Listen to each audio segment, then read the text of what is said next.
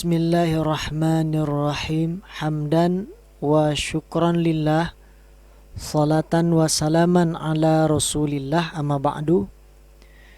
Para pemirsa yang sama-sama mengharapkan ridha Allah tabaraka wa ta'ala, tayangan kali ini kita akan mengkaji hadis kedua di dalam hadis arba'in. Hadis ini diriwayatkan oleh salah seorang ulama di bidang hadis, yakni Imam Muslim rahimahullahu ta'ala rahmatan wasi'ah.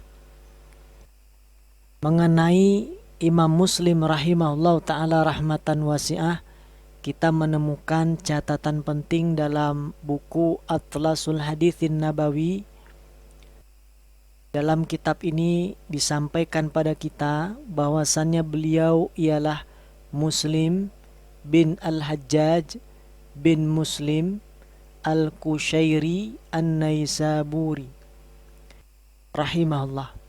Beliau lahir pada tahun 204 Hijriah dan wafat di tahun 261 Hijriah, bertepatan dengan tahun Masehi 820 Masehi dan wafat di 875 Masehi.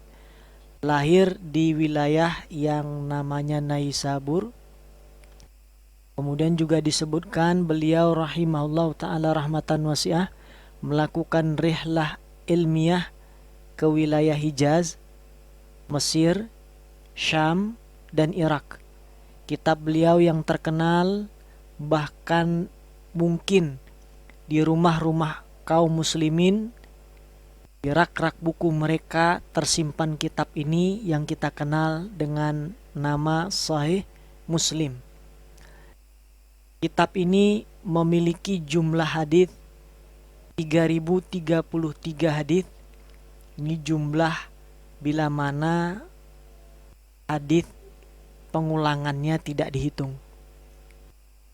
Kemudian juga di dalam kitab ini ditampilkan pada kita sebuah peta yang menggambarkan perjalanan Imam Muslim rahimahullah dalam menuntut ilmu. Dari wilayahnya Naisabur, kemudian ia melakukan perjalanan ke Basrah, Al-Madinah Al-Munawwarah, Mekah, ke wilayah Tabuk, Mesir, Syam, ke Irak, dan kembali ke wilayah tempat di mana beliau rahimahullah ta'ala rahmatan wasi'ah dilahirkan. Ini sebuah perjalanan yang jauh sekaligus menunjukkan pengorbanan yang besar. Dan ini juga insya Allah menunjukkan betapa besar keutamaan yang diperoleh oleh beliau rahimahullah ta'ala rahmatan wasi'ah. Kenapa? Karena perjalanan mencari ilmu Allah tabaraka wa ta'ala janjikan melalui lisan nabinya Muhammad sallallahu alaihi wasallam akan beroleh kemudahan menuju jannah. Man salaka tariqan yaltamisu fihi ilman sahalallahu lahu tariqan ilal jannah. Siapa saja yang menempuh perjalanan dalam rangka mencari ilmu dengan sebenar-benarnya, maka Allah Ta'ala akan mudahkan jalannya menuju surga. Bukan hanya sekedar mencari ilmu dan mencari hadis Rasulullah SAW, tetapi juga dalam rangka menguasai ilmu hadis itu sendiri. Mengenai keutamaan ilmu hadis disampaikan oleh Imam An-Nawawi dalam kitabnya At-Taqrib. Beliau menyampaikan kepada kita sebuah pesan penting, yakni fa inna ilmal hadithi min afdalil qurabi ila rabbil alamin.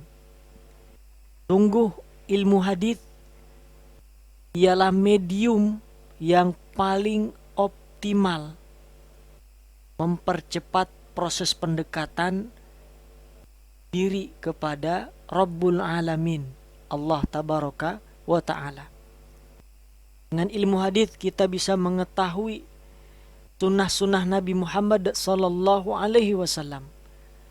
Dalamnya ada berbagai kewajiban di dalam Islam, berbagai perkara-perkara mustahab di dalam Islam.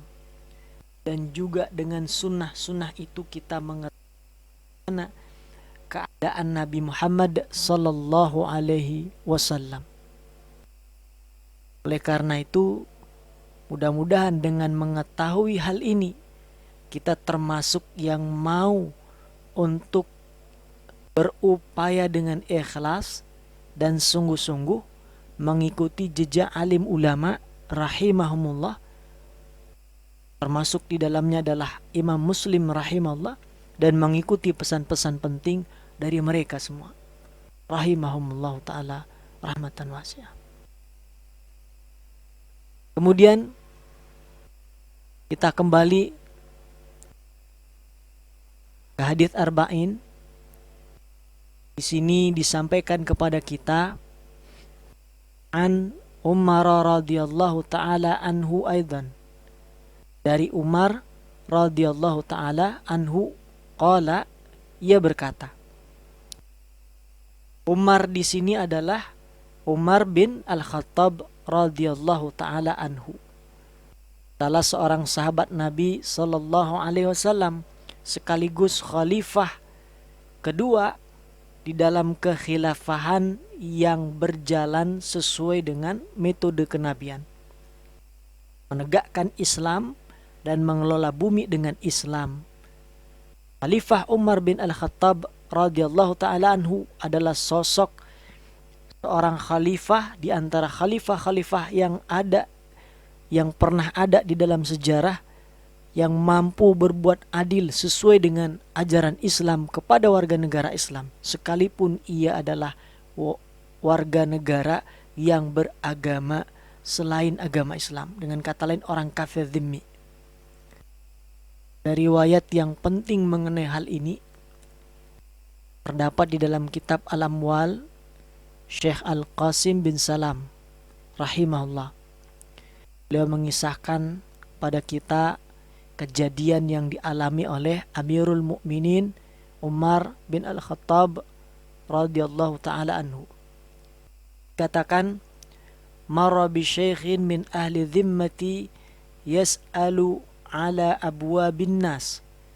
Umar bin Al-Khattab radhiyallahu taala anhu menjumpai seorang kakek tua dari kalangan kafir dhimmi yang meminta-minta kepada manusia. Faqala, kemudian katakan pada orang tua tadi, ma ansafnaka an kunna akhadna minka al-jizyata fi syabibatika thumma daya'naka fi kibarika. Kami telah berbuat lalai padamu. Di waktu mudamu kami mengambil jizyah sebagai tanda ketundukanmu menjadi warga negara Islam yang dijamin keamanannya. Kemudian kami menyempitkanmu di usia rentamu. Allah, kemudian disampaikan ya, dalam riwayat ini, thumma ajra alaihi min baitil mali ma yuslihu. Kemudian Umar bin Al-Khattab radhiyallahu taala anhu mengambil harta dari Baitul Mal untuk membantu kakek atau orang tua renta dari kalangan kafir dhimmi tadi. Ini tidak hanya menunjukkan kebaikan Umar bin Al-Khattab radhiyallahu taala anhu sebagai seorang pribadi muslim, tetapi juga ini menunjukkan bahwa perkara itu memang ditetapkan Islam sebagai kewajiban atas kepala negara yang diamanahkan untuk menegakkan Islam. Sebab Nabi SAW telah menetapkan bagi imam, bagi khalifah, bagi Amirul Mukminin, mereka adalah ra'in wa huwa mas'ulun an ra'yatihi. penanggung jawab bagi urusan masyarakat, serta bertanggung jawab untuk memperhatikan hal ehwal mereka. Dan itu semua menjadi tanggung jawab mereka dan wajib dipenuhi sesuai dengan ketentuan kitabullah, ya, Al-Quranul Karim, dan juga sunnah Rasulullah Muhammad sallallahu alaihi wasallam. Ini tambahan faedah daripada kisah Umar bin Al-Khattab radhiyallahu taala anhu. Kemudian hadis kedua di dalam hadis arba'in ini melanjutkan ungkapan, bainama nahnu julusun inda Rasulillahi sallallahu alaihi wa ala alihi wasallam dhatai yaumin. Suatu ketika kami duduk-duduk di sisi Rasulullah sallallahu alaihi wasallam. Redaksi bainama ini adalah zorof zaman, keterangan waktu, artinya ketika. Kemudian ada nahnu, kami, ini adalah dhamir lil mutakallimi al mu'azzam ma'ah, kata ganti untuk pihak yang sedang berbicara, dalam hal ini Umar bin Al-Khattab radhiyallahu taala anhu, yang faedahnya untuk mengagungkan pihak-pihak yang bersama dengannya, yakni siapa saja yang bersama dengan Umar radhiyallahu taala anhu ketika mereka sedang bermajelis dengan Nabi sallallahu alaihi wasallam. Mengagungkan, memuliakan para sahabat ridwanullah alaihim adalah bagian dari ketundukan kita kepada Allah tabaraka wa taala atas hal-hal yang Allah taala ridhoi, di mana sahabat ridwanullah alaihim adalah orang-orang yang Allah tabaraka wa ta'ala ridhoi mereka, dan mereka pun ridho kepada Allah tabaraka wa ta'ala. Terlebih lagi mengagungkan dan memuliakan Nabi Muhammad sallallahu alaihi wasallam. Itu diantara bukti daripada keimanan kita sebagai seorang mukmin. Kemudian ada ungkapan inda Rasulillahi sallallahu alaihi wa alihi wasallam, di sisi Rasulullah sallallahu alaihi wasallam. Inda adalah zorof makan, keterangan tempat yang artinya di sisi, ini mu'rab mansub. Perlu kita ketahui ungkapan ini memberikan pelajaran yang menarik, sekaligus menunjukkan betapa nikmatnya, betapa bahagianya orang-orang yang mampu ketika itu membersamai Rasulullah sallallahu alaihi wasallam dalam iman, dalam ketaatan, dan juga menunjukkan pengorbanan terbaiknya untuk kemuliaan Islam dan kaum muslimin ketika itu. Dan ini memang kesempatan yang selalu dinanti-nanti oleh sahabat ridwanullah alaihim. Ini mereka senantiasa berharap mampu menunjukkan pengorbanan mereka bersama Rasulullah SAW untuk meninggikan Islam, untuk memuliakan kaum muslimin. Gimana dengan kita? Apakah kita termasuk hamba Allah Ta'ala yang rindu untuk bisa membersamai Rasulullah Sallallahu Alaihi Wasallam? Para pemirsa yang dimuliakan oleh Allah Tabaraka wa Ta'ala, ada sedikit tambahan faedah yang bisa kami sampaikan dari kandungan Sahih Muslim mengenai hal ini. Ini Rabi'ah bin Ka'ab al-Aslami, beliau pernah mengisahkan kenangan indahnya ketika bersama Rasulullah Sallallahu Alaihi Wasallam, yang mendatangi Rasulullah Sallallahu Alaihi Wasallam membawakan wudhu dan keperluan beliau Sallallahu Alaihi Wasallam. Ketika itu Nabi Sallallahu Alaihi Wasallam menyampaikan kepadanya, "Sal, mintalah sesuatu. Mintalah sesuatu." Kemudian sang sahabat ini mengatakan kepada Rasulullah sallallahu alaihi wasallam, "Saya minta kepadamu agar memberikan kepadaku petunjuk tentang sebab-sebab yang bisa membuatku menemanimu di dalam jannah."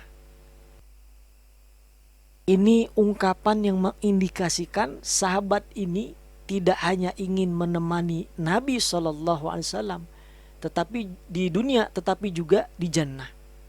Sementara saat ini kita secara fisik tidak menemani Nabi Muhammad SAW di dunia, maka jangan sampai kehilangan kesempatan untuk bisa membersamai beliau SAW di dalam jannah. Kemudian Nabi Muhammad SAW merespon, adakah hal lain selain itu? Kemudian dijawab, huwa dzaka, itu saja cukup, wahai Rasulullah sallallahu alaihi wasallam. Kemudian Rasulullah sallallahu alaihi wasallam bersabda, fa'inni ala nafsika bikathratis sujudi. Jika demikian, bantulah aku atas dirimu untuk mewujudkan permintaanmu itu dengan memperbanyak sujud. Masya Allah. Bahwasannya memperbanyak sujud bisa menjadi wasilah agar Nabi Shallallahu Alaihi Wasallam berkenan untuk membantu agar bisa bersama beliau Shallallahu Alaihi Wasallam di jannah. Hadits ini mengandung mafhum muwafaqah. Darinya dipahami amal yang dengan amal itu mampu membuat orang-orang sujud menyembah Allah Ta'ala dan akan berpikir ribuan kali meninggalkan sholat, tentu menjadi amal yang lebih pantas, lebih layak menjadi wasilah agar Nabi Sallallahu Alaihi Wasallam berkenan membantu agar bisa membersamai beliau Sallallahu Alaihi Wasallam di jannah. Apakah amal itu? Yakni amal dakwah untuk melanjutkan kehidupan Islam. Dengannya kaum muslimin akan menjaga solat-solat mereka dan berpikir ribuan kali untuk meninggalkan solat. Bahkan mampu mendorong kaum muslimin untuk mau dan bisa menikmati solat mereka, karena mereka hidup dengan nuansa masyarakat yang bertakwa dengan asbab penegakan hukum Islam ke atas mereka. Semoga kita termasuk yang rindu untuk bisa membersamai Nabi Muhammad sallallahu alaihi wasallam, rindu dengan sunnahnya, rindu dengan syariat Islam. Oleh karena itu, bersama-sama kita membantu diri kita dengan memperbanyak sujud dan meningkatkan kualitas ilmu dan dakwah agar tegak hukum-hukum Islam yang dengannya manusia akan berbondong-bondong tunduk pada hukum Allah Tabaraka wa Ta'ala, hukum yang agung, sempurna dan tinggi, dan umat Islam akan menikmati sujud-sujud mereka dalam rangka mengagungkan Allah Tabaraka wa Ta'ala. Pemirsa yang dirahmati Allah Tabaraka wa Ta'ala, kita lanjutkan. Setelah ungkapan tadi, maka kita temukan di sini ada redaksi dzata yaumin. Ini termasuk al-ijazu bil hadfi. yakni ada bagian jar majrur yang dihilangkan. Sebab sudah jelas maksudnya, yakni ada momen di hari tertentu di mana di antara waktu-waktu yang ada di hari itu, dalam batasan waktu tertentu, Nabi dan para sahabat ridwanullah alaihim itu duduk bermajlis. Nah, ketika mereka ridwanullah alaihim bermajlis dengan Nabi Muhammad SAW, muncullah suatu kejadian. Apa itu? Yakni ittala'a alaina rajulun syadidu bayadi thiyab syadidu sawadi sya'r la yura alaihi atharus safar wa la ya'rifuhu minna ahadun hatta jalasa ilan nabiyyi sallallahu alaihi wa alihi wasallam fa asnada rukbataihi ila rukbataihi wa wada'a kaffaihi ala fakhidaihi. Tiba-tiba muncul seorang lelaki berpakaian putih, rambutnya hitam kelam, tak nampak pengaruh dari perjalanan jauh, tak ada bekas-bekas tanda-tanda dari perjalanan jauh, dan tak seorang pun mengenalnya. Sampai kemudian ia duduk di hadapan Nabi Sallallahu Alaihi Wasallam dengan menyandarkan kedua lututnya kepada lutut Nabi Sallallahu Alaihi Wasallam dan meletakkan kedua tangannya ke atas kedua paha Nabi Sallallahu Alaihi Wasallam. Di sini ada redaksi id yang merupakan huruf bermakna mabni sukun, bisa berfungsi sebagai zorof zaman dan diidofahkan ke jumlah ismiyah atau fi'liyah, artinya saat, atau juga bisa berfungsi sebagai fujaiyah yang berarti tiba-tiba. Dan redaksi ini berfaedah takik, menunjukkan kepastian terjadinya peristiwa tersebut. Artinya kedatangan laki-laki yang diceritakan dalam riwayat hadis yang mulia ini benar-benar terjadi ketika itu. Kemudian ada lanjutan, ini istola'a merupakan majas isti'arah, sebab meminjam kata tola'a yang biasa digunakan untuk asyams, ya, asyamsu, matahari. Kata ini dipinjam untuk menyebut kemunculan seseorang. Apa maksud dan faedahnya? Ya, ini dalam rangka menunjukkan kekaguman pada sosok yang datang ini. Sebab ia datang dengan menunjukkan kemuliaan dan derajatnya tinggi. Kemudian ada ungkapan syadidun bayadi thiyab, pakaiannya putih. Ini adalah kinayah yang digunakan untuk menunjukkan betapa baiknya penampilan lelaki yang datang ini. Kemudian ada ungkapan syadidu sawadi sya'r, rambutnya hitam kelam. Ini juga kinayah yang menunjukkan bahwa yang datang ini adalah lelaki yang masih muda. Dan kedatangannya ternyata, bila kita baca hadis yang mulia ini secara lengkap, itu dalam rangka mengajarkan agama kepada para sahabat ridwanullah alaihim, dengan cara ia mendatangi majelis Rasulullah sallallahu alaihi wasallam dengan para sahabatnya ridwanullah alaihim. Kemudian ia bertanya kepada Rasulullah sallallahu alaihi wasallam, ya, mana indikasi yang menunjukkan hal itu? Ini terdapat di ujung riwayat. Ada ungkapan dari Nabi sallallahu alaihi wasallam, innahu Jibril atakum yu'allimukum dinakum. Ia adalah Jibril datang untuk mengajarkan agama kepadamu. Apa yang diajarkan? Tentu banyak. Dan pada kesempatan tayangan kali ini kami sampaikan terlebih dahulu kandungan adab yang ada di dalam hadis yang mulia ini. Apa saja yang dapat kita petik? Sedikit yang mampu kami sampaikan. Pertama adalah ungkapan ini menunjukkan, mengisyaratkan pada kita adab mendatangi majelis ilmu, yakni datang dengan penampilan terbaik. Oleh karena itu, bila mana kita hendak mendatangi majelis ilmu, maka datanglah dengan penampilan terbaik. yang mampu kita berikan di hari itu, saat itu. Kemudian di sini ada ungkapan, ya Muhammad, ini adalah adab yang menunjukkan kepada kita bila mana kita memanggil sosok-sosok tertentu, maka panggillah dengan tujuan takzim, memuliakan. Ya Muhammad. Di sini ada huruf nida, huruf seruan, kemudian ada isim ma'rifat yang dikenali kedudukan dan sifatnya.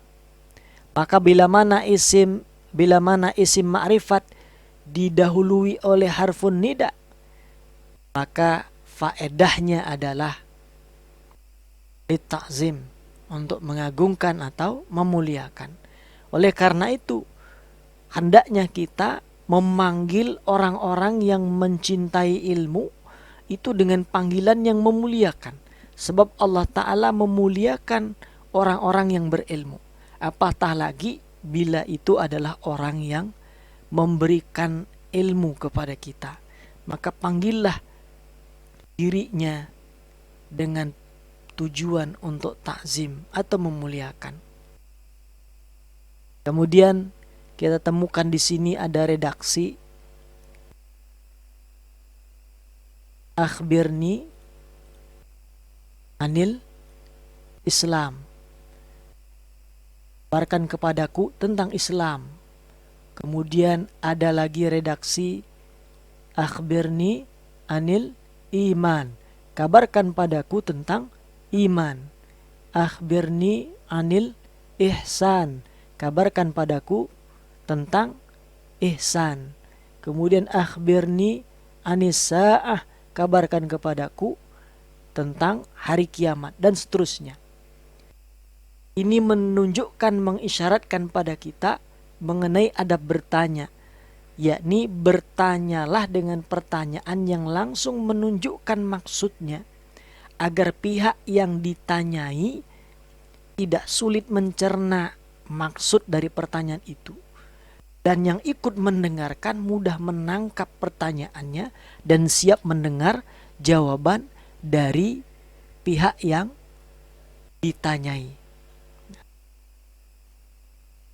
Kemudian ada ungkapan yang menarik di sini, mal mas'ulu anha bi'a'lama minas sa'il. Yang ditanya tidak lebih tahu daripada yang bertanya. Ini sebuah adab yang menunjukkan pada kita, bila kita ditanya sesuatu dan kita tidak mengetahui jawabannya, maka katakan tidak tahu tentang perkara yang ditanyakan. Ketidaktahuan di sini bukanlah hal yang hina, sebab ini bagian dari ilmu itu sendiri. Mengatakan tidak tahu dalam perkara yang memang tidak kita ketahui, itu bagian daripada ilmu. Dan itu dicontohkan oleh Nabi kita Muhammad sallallahu alaihi wasallam. Demikianlah para pemirsa yang dimuliakan oleh Allah tabaraka wa taala, beberapa kandungan adab yang mampu kami sampaikan di hadis kedua dalam hadis arba'in ini. Tentu banyak lagi adab-adab lain yang terkandung dalam berbagai riwayat, kitab-kitab pilihan, dan juga di kitab-kitab para alim ulama yang secara khusus membahas tentang hal ini. Mudah-mudahan Allah tabaraka wa ta'ala membantu kita untuk bisa duduk di hadapan seorang guru, belajar adab kepadanya, sehingga kita tidak hanya menguasai ilmu-ilmu dan thaqafah Islam, tetapi juga menjadi sosok mukmin, muslim, muhsin yang memiliki adab yang tinggi sesuai dengan apa yang dikehendaki Allah tabaraka wa ta'ala atas diri kita. Barakallahu fikum ajmain. Allahumma salli wa sallim wa barik ala sayyidina Muhammadin wa ala alihi wa sahbihi ajmain. Allahumma aftah alaina futuhal arifin wa faqihna fid din wa alimna ta'wil. Assalamualaikum warahmatullahi wabarakatuh.